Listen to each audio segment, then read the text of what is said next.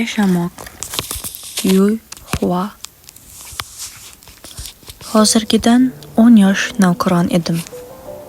Qishloqma-qishloq sarsari kezib, xalq qo'shiqlarini to'plardim. O'sha yili yoz bo'yi qishloq uylarini oralab, hasharot to'la serquyosh qirlarda insiz qolgan chumchuqday kezib yurardim. Qishloq odamlari manzirat qilib ilingan achchiq choyni judayam yaxshi ko'raman. Ayniqsa, dalaning etagida, daraxtning ostiga choy chelakni qo'yishadi-ku, ha, ana o'shandan o'ylanib ham o'tirmay, choy yuki qotib qolgan cho'michni to'ldirib ichib olasan. Xohlasang, idishingga ham quyib berishing mumkin. Yo'l-yo'lakay dalada javlon urayotgan odamlar bilan ikki og'iz gaplashgan bo'lasan. Qishloq qizlarining o'zaro shivir-shiviri va kulgilari quloqqa chalinadi. Shu zayil yo'lingda davom etasan. Bir kuni tushdan keyingi butun vaqtimni qovun dalasida qo'riqchilik qilayotgan qariya bilan suhbatlashib o'tkazdim. O'lay agar umrim bino bo'lib bu qadar ko'p qovun yemagan edim. O'rnimdan turib xayrlashishga chog'lanar ekanman, qarasam, qornim homilador ayollarnikiday shishib, bir qadam tashlay olmaydigan holga kelib qolibman. Bir safar keksa ayolning uyi bo'sag'asida tin oldim. U somondan kovush to'qish asnosida menga qo'shiq kuylab berdi. Namozgar salqini tushgan damlarda qishloq uylarining poyida o'tirishni xush ko'rardim.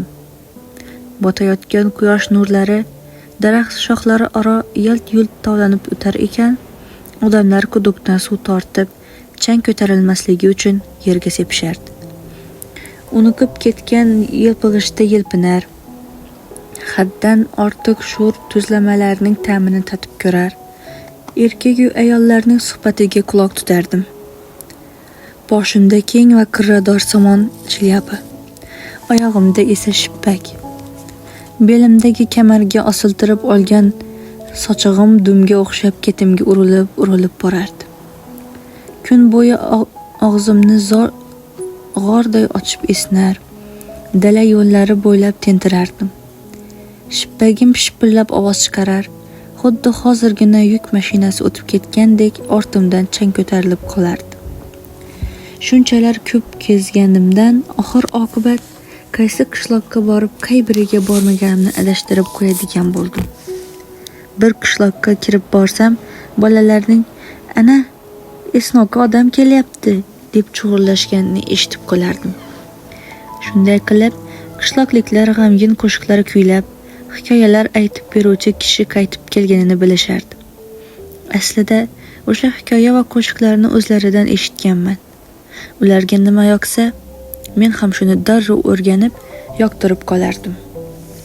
Bir kuni yuz ko'zi ko'karib, momataloq bo'lib ketgan dalaning bir chetida o'tirib yig'layotgan qariyaga duch kelib qoldim. Ahvoliga achindim. Yoniga yaqinlashayotganimni ko'rgach, ho'ngrab yig'lay boshladi. Hol so'ragan bo'ldim. Jahllanib, pochasidagi loyni tirnoqlari bilan qirib olar ekan, uni bu ko'yga solgan odam o'zining noqobil farzandi ekanini aytib qoldi. Sababini so'raganimda esa bir nimalar deb g'o'ldiradi. Tushunishim bo'yicha bu qariya tegajoqlik qilgandi.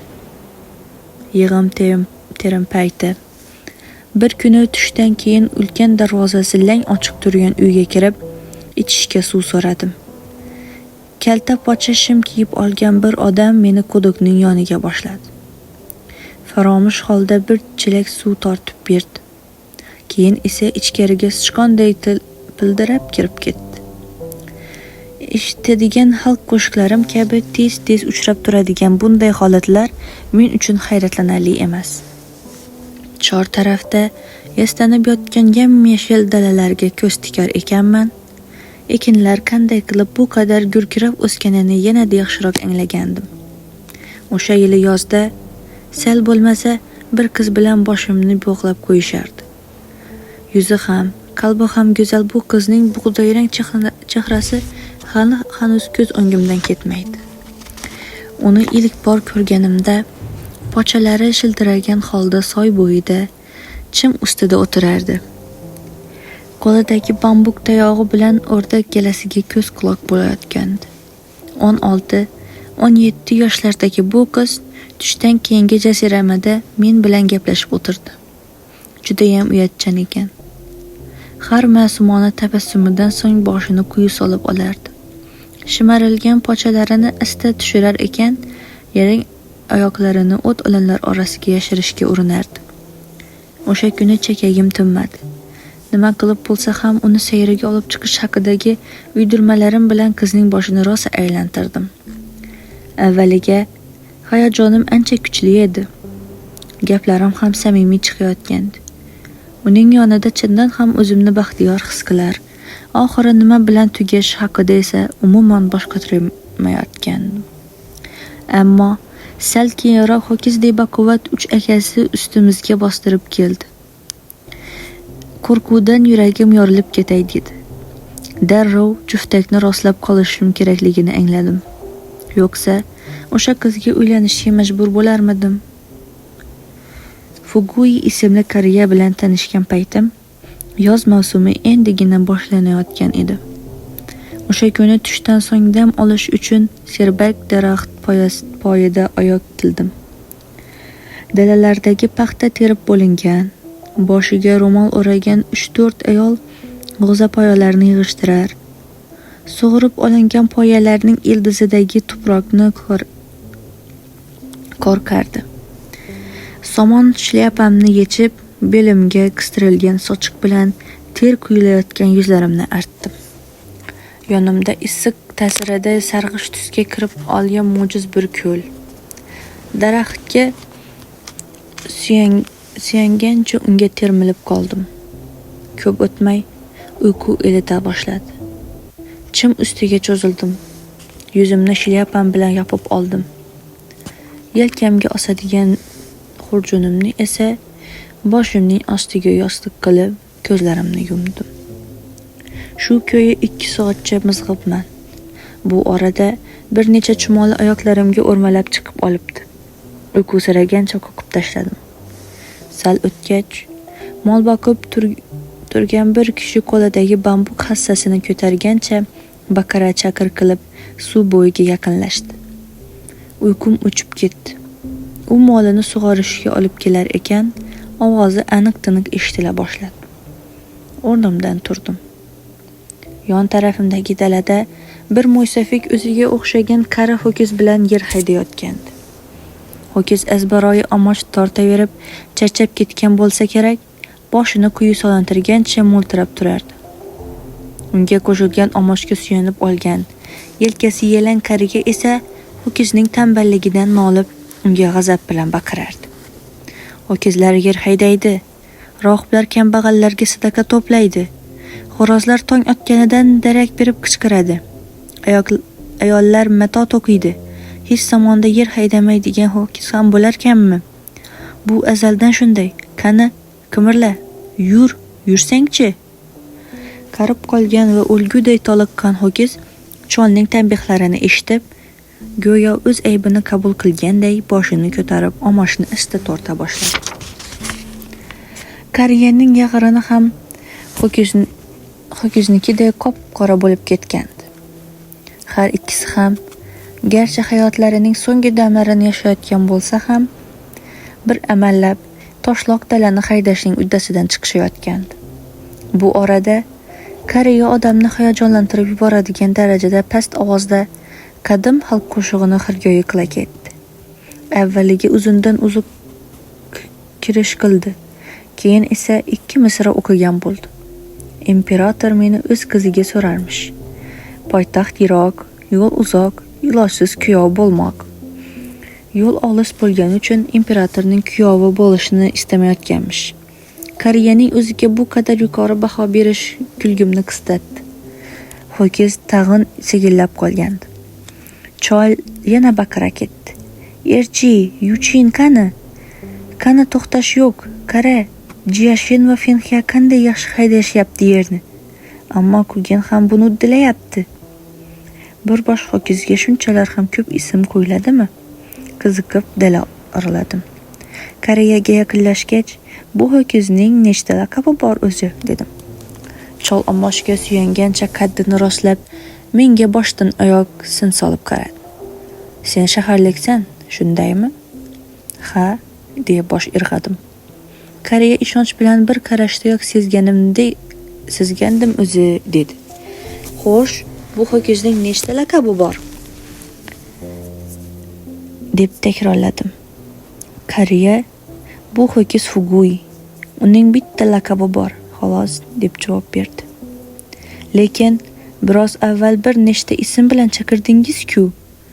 Mo'ysafid yoyilib kuldi.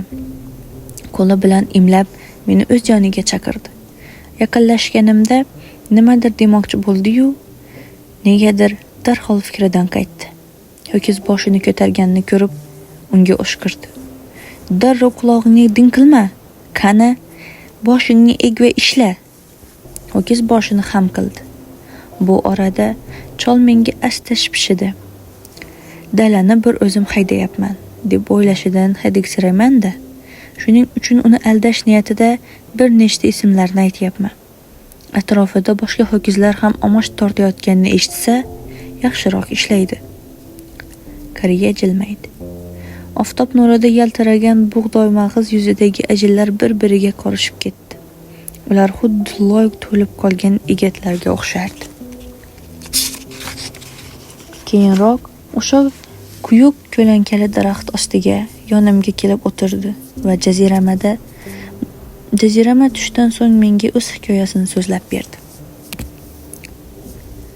40 yildan ko'proq vaqt oldin otam bu dalalarni boshdan oyoq kezib chiqardi. U qora ipakdan tikilgan ko'ylak kiyar, qo'lini orqasiga qovushtirib olardi. Uydan chiqar ekan, onamga yerlarimni bir aylanib kelay, derdi. Otamni ko'rgan ishchilar mehnatdan bir zum boshlarini ko'tarib, "Xo'jayin" deb salom berishardi. Otamni ko'rgan ishchilar mehnatdan bir zum boshlarini ko'tarib, "Xo'jayin" deyishardi. Shaharga borganda esa odamlar unga "Janob" deb murojaat qilishardi. O'ziga yarasha hurmati bor edi. Biroq hojatga oddiy kambag'allarga o'xshab chiqardi. Xonasida yotog'ining yonida turadigan tuvakka bavul qilishni xushlamas. Dala hayvonlaridek tabiat qo'ynida ochiq havoda bo'shanishni yaxshi ko'rardi.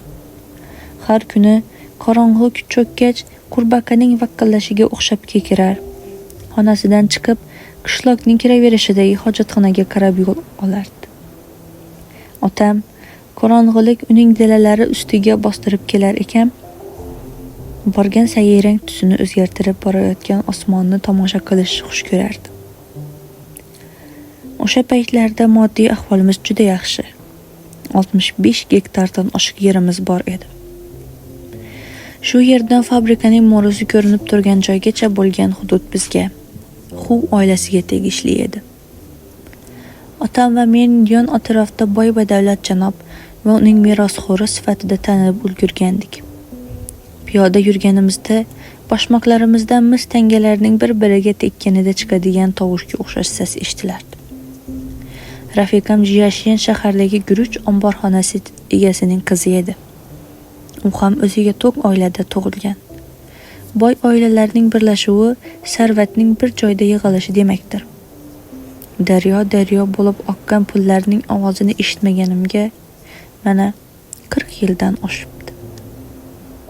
Men Xu oilasining merosxo'riman. Otamning ta'biri bilan aytganda, uning osiy vakiliman. Bir necha yil maxsus maktabda ta'lim oldim.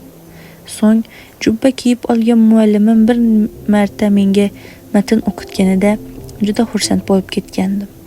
Matn jildli Bin Im klassikasi nomli kitobni qo'limga olib, o'rnimdan turgandim va o'qituvchimga qarab, "Yaxshilab quloq osing, otangiz sizga bir matnni o'qib beradi", degandim. Shunday so'ng 60ni qoralagan o'qituvchim dadamga qarata, "Bu o'g'lingiz katta bo'lsa, boshingizga bitgan balo bo'ladi", degan edi. Yoshligimdan beri shunday. Sira odam bo'lmadim. Bu ham otamning so'zlari edi. Muallimlar mendan nimanidir kutishning o'zi bema'nilik ekanini, hech qachon o'zgarmasligimni ta'kidlashardi. Hozir o'ylab qarasam, to'g'ri aytishgan ekan. Avvallari bunday fikrda emasdim. Pulim bor, Kimsan Xu oilasining yagona merosxo'rimi.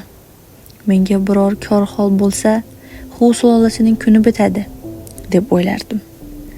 Maktabga hech qachon yayov qatnamasdim. Uyimizda ishlaydigan bir xizmatkor meni doimo yelkasida o'tkazib olib borardi. Darslar tugagach, yana yerga cho'kkalab, meni hurmat bilan kutib turardi. Ustiga chiqib olgach, boshiga bir urib, "Changin, qani bir yugurchi", derdim. Changin darrov chopa boshlardi. Men esa uning ustida chayqalib borardim. Go'yo daraxtdagi qushlarga o'xshardim. "Qani uch", desam, Changin ham xuddi uchayotgandek yugurardi. Ulg'ayganim sari shaharga borish yoqib qoldi. Ba'zan 10-15 kunlab uyga qoramni ko'rsatmasdim. Oppoq ko'ylak kiyib, taralgan va yaltiragan sochlarim bilan ko'zguning qarshisida o'tirganimda o'zimni o'ta badavlat insonlardek his qilardim. Islohotxonaga borishni yaxshi ko'rardim. Ayollarning noz karashma ila xondon otib kulishlarini eshitish shiddatli istak uyg'otardi ichimda. Xom sut emgan banda, yengiltak ayollarga bir marta ilashganimni albatta qimorxonaga ham tanda qo'yasam. Fohishaxonaga borish va qimor o'ynash xuddi qo'llarning yelkaga bog'lab qo'yilishganiga o'xshaydi. Ularni sira ajratib bo'lmaydi. Shunday qilib, qimorga mukkasidan ketdim. Islohotxonaga borish esa ko'ngil ermagim, ya'ni kishi ko'p suv ichib yuborganda hojatxonaga borishga ehtiyoj tuygani kabi, yanada ochiqroq qilib aytadigan bo'lsak, faqat kichik hojatni chiqarishlik gap edi. Biroq qimor boshqacha. U meni ham xushnud qilar, ham holdan toydirardi. O'yin hayajoni mislsiz darajada huzur berardi. Odatda kunimni hech bir g'oya va maqsadlarsiz bekor o'tkazardim. Har kuni ertalab uyg'ongach yagona o'yim bugungi kunni qanday o'tkazsam ekan deb o'ylash bo'lardi. Otam tez-tez xo'rsinib, ota-bobolarimizga loyiq bo'lmaganim uchun tanbeh berardi. Men esa ajdodlarimizga munosib bo'lish faqatgina mening vazifam emasligi haqida o'ylar. O'zimga o'zim nima uchun yolg'on qilib yashash imkoni turganda ota-bobolarimga loyiq bo'lishdek mashaqqatli ishga tutilishim kerak, derdim. Qolaversa, otam ham yoshligida xuddi mendek bo'lgan ekan. Bir vaqtlar sulolamiz 130 gektardan ko'proq yerga egalik qilgan. Ammo padarimning qo'liga o'tgach, bora-bora 65 gektar bo'lib qolibdi. Dadamga qarata, "Xavotir olmang, ota-bobolarimiz mening o'g'lim bilan faxrlanishardi", derdim. Kelajak avlodga yaxshi narsalarni qoldirish kerak. Onam bu gapni eshitganida qah-qah otib kulib yubordi va menga asta pichirladi. "Otang ham yoshligida bobonga shunday der ekan." O'zimcha otamning men amalga oshirishimni istagan narsalar aslida bir paytlar o'zi qila olmagan ishlar bo'lsa kerak, deb o'ylardim. Buni qanday qilib qabul qilishim mumkin, axir? O'shanda hali o'g'lim dunyoga kelmagan. Qizim Finxiya esa endi 4 yoshga to'lgandi. Rafiqam Jiashin o'g'limizga 6 oylik homilador edi. Ko'rinishi xunuklashib ketgandi.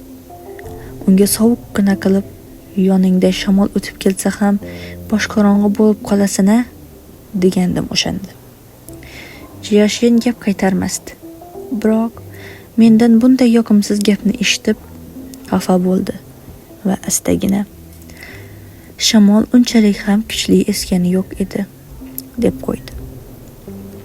Qimor o'ynay boshlaganimdan beri rostdan ham ajdodlarimga loyiq farzand bo'lishni istardim. Otam qo'ldan chiqargan yerlarni qaytarib olishni o'ylardim. O'sha kunlari otam mendan shaharda nima qilib sandiroqlab yurganimni so'rab qoldi. Men unga bekor yurganim yo'q, ishlayapman dedim. Nima ish qilyapsan? Javobimni eshitishi bilan tepa sochi tikka bo'ldi. Yoshligida u ham otasiga xuddi shunday javob qaytargan ekan. Shaharda qimor o'ynab yurganimni bilgach, oyog'idagi kumush poyabzalini chiqarib menga qarata otdi. Chap berib qoldim. 1-2 marta urib to'xtasa kerak deb o'ylagandim. Odatda bitta yo'talishga zo'rg'a kuch yetadigan otam meni kaltaklashga kelganda birdan kuchga to'lib qolardi. Men ham anoyi emasman. Postakday do'pposlashiga qarab tura olmasdim. Qo'ldan tutib, "Ana, bo'ldi endi, ota", dedim. Dunyoga kelishimga sababchi bo'lganingiz uchungina jim turibman. Yetar, bas, deb qo'shib qo'ydim. Otamning o'ng qo'liga yopishgandim. Bu safar chap qo'li bilan o'ng oyog'idagi kavushini chiqarib oldi. Qarasam, haliyam kaltaklashga urinyapti. Chap qo'lini ham tutib oldim. Harakat qila olmay qoldi. Jahli chiqqani uchun biroz muddat titrab, oxiri "Xayrsiz bola", deb baqirdi. Men ham o'z navbatida unga "Yo'qoling", dedim. Qo'llarim bilan itargan edim, devor ostiga yiqilib tushdi. Yoshligimda o'ynadim, kuldim. Fahsh badg'og'iga botdim, qimorga berildim. Bekorchilik va dangasalikni barcha ko'chasiga kirib chiqdim. Dukchining mo'kasiday qatnaydigan joyimni islovatxona deyishardi. O'sha yerdagi bir bo'kkajonon aqlimni olib qo'ygandi. Uning yonida o'zimni dengiz chayqalib borayotgan kemada uxlayotgandek sezdim. Guruch omborxonasining egasi bo'lgan qaynotam, janob Chen, qora ipak ko'ylagini kiyib olib, savdo rastasida ko'rinish berardi. Qay payt o'sha yerda o'tsam, yonimdagi suyuq oyoq ma'shuqamni turtib qo'yardim. Shlyapamni yechib, "Salomatmisiz, janob?" derdim.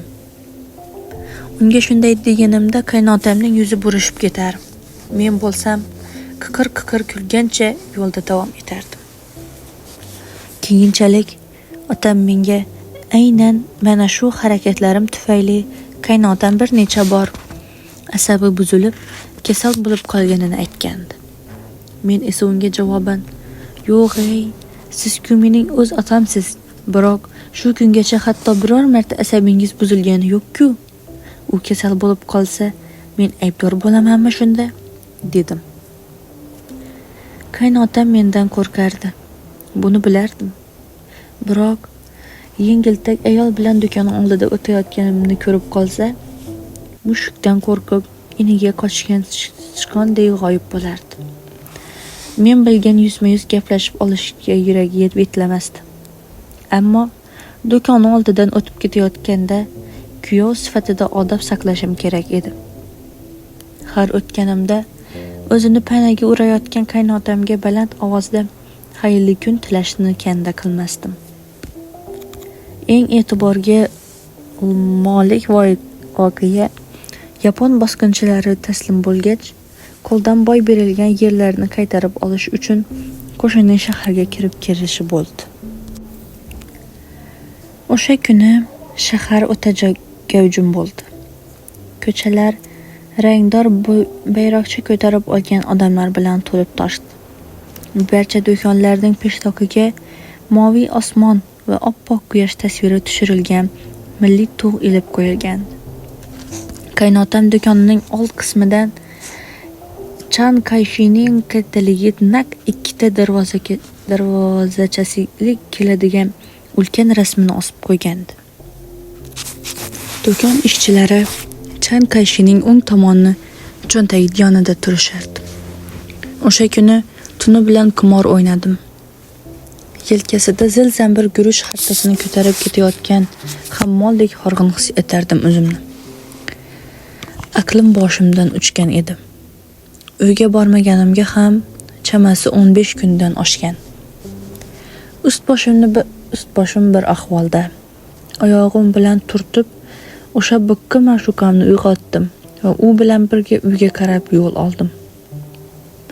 Uyga yetib kelgach, ayolni qaytarib olib ketish uchun aravacha chaqirtirdim.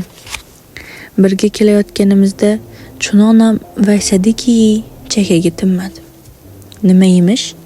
Chaqmoq ma'budi ham insonlar uxlab yotganida chaqnamay turarmish-da, odamlarni uyg'otib yuborishni istamasmish-da. Endigina ko'zi ilinganida men uni uyg'otib yuborganmishman. Bag'ritosh ekanligimdan noladim. Ko'ylagining ichida bir dona kumush tanga tashlagan edim. Birdan jim bo'ldi qoldi. Shahar darvozasiga yaqinlashganimizda qarasam, har tarafda odam qaynab yotibdi. Kayfiyatim joyiga tushdi. Qaynotam shahar savdo palatasi boshlig'i edi. Ancha uzoqda bo'lishimga qaramay, ko'chaning o'rtasiga chiqib olib, "Hamma tayyor tursin, askarlar yetib kelgach, olqishlab, hurmat ko'rsatilsin", deya baqirayotgani eshitib turardi. Bir odam meni ko'rib, qirlab kuldi va "Kelishyapti", dedi. Qaynotam askarlar kelayotgan bo'lsa kerak degan xayolda darhol o'zini chetga oldi. Yonimdagi ayolni pinjimga siqib olgan edim. Ko'chaning chang har ikkala tomonida yig'ilgan olomon bizga qarab kulib yubordi. Odamlarga bosh irg'ab salom berar ekanman, miyig'imda kulib qo'yardim. Qaynotamning yonidan o'tayotib, ma'shuqamni yana ham o'zimga tortib baland ovozda "Muhtaram otaginam, kuyovingizning salomini qabul aylang", dedim. Bu gal uni rostdan ham yerga urgan edim. Turgan joyida qotib qoldi. Lablari titray boshladi. Biroz vaqt o'tib, bo'g'iq ovozda "Ey Xudoyim, daf bo'l bu yerdan", deb baqirdi. Og'zidan chiqayotgan gaplar go'yoki unga tegishli emas edi. Rafiqam yashagan shahardagi jilva hayotimni albatta bilardi. U juda ham yaxshi ayol edi. Shunday pokiza qalbli ayol bilan oila qurganim eng katta omadim. Yashagan hayotda menga ato qilingan hadiya bo'lsa kerak. U hamisha itoatkor ayol bo'lib, amrimga so'zsiz bosh egardi. Ko'ngil xushlik qilgani ketsam, uyda o'tirib xavotir olardi xolos. Menga hech qachon bir og'iz ham e'tiroz bildirmasdi. Xuddi onamga o'xshardi. To'g'risini aytishim kerak, aksar vaqtim shaharda o'tardim. Bu ketishda Yashinning xo'rligi kelishi tabiiy. Boyagi shunchalar baxtsiz ediki, hech narsadan huzur topa olmasdi. Bir kuni shahardan uyga qaytib kelib, endi stolda o'tirgan edim hamki, Yashin yuzida tabassum bilan oldimga 4 xil ovqat olib kelib qo'ydi. Ortidan bir qadah sharob to'ldirib, ovqatlanayotganimda yonimga cho'kdi. Kulishi g'alati tuyuldi. Uni nima bunchalar xursand qilganini bilolmay hayron edim. Bugun biron maxsus kunmidi deb o'yladim. Ammo baribir eslolmadim. So'rasam indamadi. Jilvagan kuyi mendan ko'zini uzmasdi. Ovqatlarning bari sabzavotlardan tayyorlangandi. Yashin har birini o'zgacha uslubda hozirlagan. Shu bilan birga har bir idishning tubida katta kichik go'sht bo'laklari bor edi. Avvaliga e'tibor bermadim. Biroq so'nggi idishni bo'shatar ekanman, yana go'sht bo'laklariga duch keldim. Avvaliga hayron bo'ldim. Keyin esa qahqaha otib kuldim. Yashin nima qilmoqchi ekanligini tushungandim. Menga nimadir anglatmoqchi. Sirtdan qaraganda turlicha ko'rinsalarda, munosabatlar davom etgani sayin ayollarning bari bir xil bo'ladi. Bu haqiqatni bilishimga qaramay, boshqa bir ayolga ko'zim tushib qolsa, balki u boshqachadir deb o'ylayverardim ichimda. Tushuniksiz holat. Muddaoyni tushundim, dedim Yashinga. Men tufayli baxtsiz ekanligini hech qachon bilintirmasdi. Tabiati shunday edi. Gapni aylantirar, turli yo'llar bilan menga zarba berishga urinar. Lekin bunday o'yinlari menga o'tmasdi. Na otamning kumash kavushining zarbasi, na xotinimning o'yinlari meni to'xtatib qolishga qodir edi. Shaharga borishni haliyam xush ko'rardim. Islohotxonani ham. Erkak zotining xayolida nimalar o'tayotganini anglay oladigan yagona odam onam edi. U Jiyashinga bir kuni shunday dedi: Erkaklar ochofat mushukka o'xshaydilar. Onam bu gapi bilan nafaqat mening ahvolimni tasvirlagan, balki ayni paytda dadamning yashirin o'tmishiga ham shama qilgandi. Bu payt otam kursida o'tirgandi. Bu so'zlarni eshitishi bilan hayratdan ko'zlari olayib, tirjaya boshladi. Yoshligida uning ham ayollarga suyagi yo'q emish. Faqat sho'xlik qila olmaydigan yoshga yetganida o'zini hozirgidek tuta boshlaganmish. Islohotxona ayni paytda men qimor ham o'ynaydigan joy ham edi. Eng ko'p Xitoy dominosi, 9 karta va soqqa tosh tashlardim. Har o'ynaganimda yutqazar, har boy berganimda otamning yoshlikda qo'ldan chiqargan 65 gektar yerini qaytarib olish uchun yanada kuchli hirs va ishtiyoq bilan o'ynay boshlardim. Boshida shu yerning o'zida to'xtab qo'ya qolardim. Agar pulim bo'lmasa, Jiyashinning yoki onamning taqinchoqlarini tunardim. Hatto qizim Finxiyaning tilla zanjirini ham o'g'irlaganman. Keyin qarzga o'ynaydigan bo'ldim. Qarz beradiganlar badavlat oiladan ekanligimni bilar. Shu bois ham ko'proq qarzga botishimga qo'yib berishardi. Qarzga o'ynay boshlaganimdan beri qancha boy berganimni hisob-kitobini qilmay qo'ydim. Qarz berayotganlar ham buni menga eslatishmadi. Aslida o'sha qolgan 65 gektar yerimizni qo'lga kiritish uchun yashirin reja tuzishgan ekan. Yutadigan tomon hamma narsani hiyla bilan qo'lga kiritishini faqatgina ozodlik urushidan keyingina tushunib yetdim. Hamisha yutqizib, hech ham yutmasligimga hayron qolmasam ham bo'ladi. Kishi bilmas choh qazib meni unga otdilar. O'sha paytlarda qimorxonada Janob Shen ismli bir odam bo'lardi. Taxminan 60larni qoralagan, ko'zlari mushuknikidek ayyor va chaqnoq edi. Moviy ko'ylak kiyib olib, ko'pincha bir chetda gavdasi adil tutgan holda o'tirar. Ko'zlari xuddi pinakka ketganday chala yumuq holda bo'lardi. Qimor stolidagi hamlalar jiddiylashgani sari Janob Shen yo'tala boshlardi. Asta kelib, stolda o'yinni bemalol kuzata olishi mumkin bo'lgan joy tanlardi. Uzoq vaqt tik oyoqda qolmasdi. Biroz tomosha qilganidan so'ng kimdir o'rnidan turib unga joy berardi. Marhamat, Janob Shen, o'tiring. Janob Shen jubbasini yig'ishtirib o'tirar ekan, qolgan 3 qimorbozga qaradi. Marhamat, davom eting, derdi. Birinchi qism